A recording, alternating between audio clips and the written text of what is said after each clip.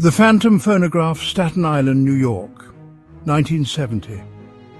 An elderly widow swore she was hearing the past, not in her head, not in dreams, but through her late fiancé's phonograph.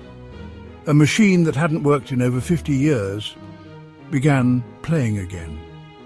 This is one of Dr. Hans Holzer's most intimate and heartbreaking haunted device cases, the one he called the dance that wouldn't end. The widow's name was Clara Whitfield. She had been engaged to Henry Collins, a young man from her neighbourhood, in 1917. Their favourite song was a waltz, Let Me Call You Sweetheart.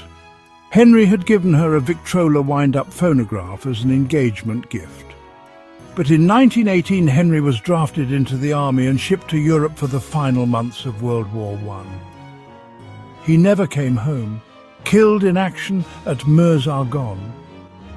The phonograph was never played again.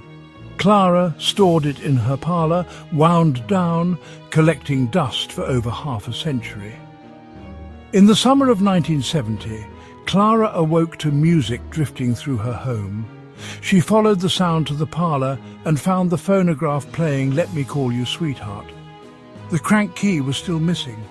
The platter spun slowly, the record worn thin.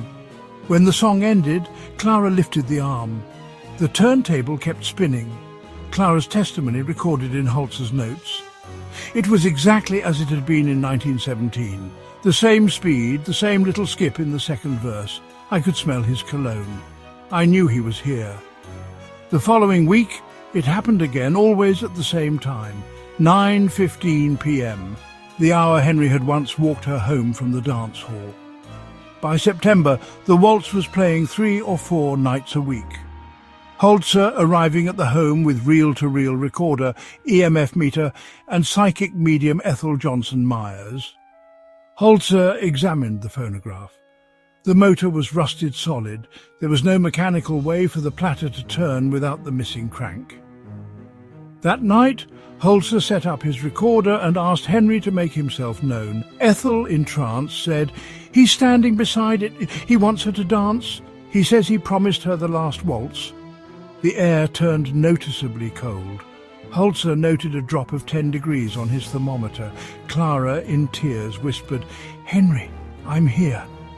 The music swelled slightly, then faded into static.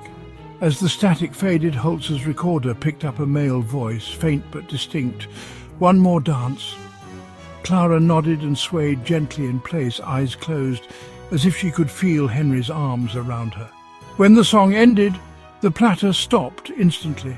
Holzer believed Henry's spirit had found a way to use the phonograph as a focal object, channeling energy to replay the most emotional memory they shared. He warned Clara that while the contact was harmless, continued attempts to summon him might anchor him too strongly. Clara agreed to let it happen only when it started on its own. The phonograph played for the final time on November 11th, 1970, Armistice Day. The record ended with a slow drag, as if the power had run out for good. Some promises, it seems, are kept beyond life. So if you ever hear an old song drifting from an empty room, stop and listen. Someone might be asking you to dance. Based on the true investigation by Dr. Hans Holzer. Like and subscribe, or the next song you hear might be meant for you.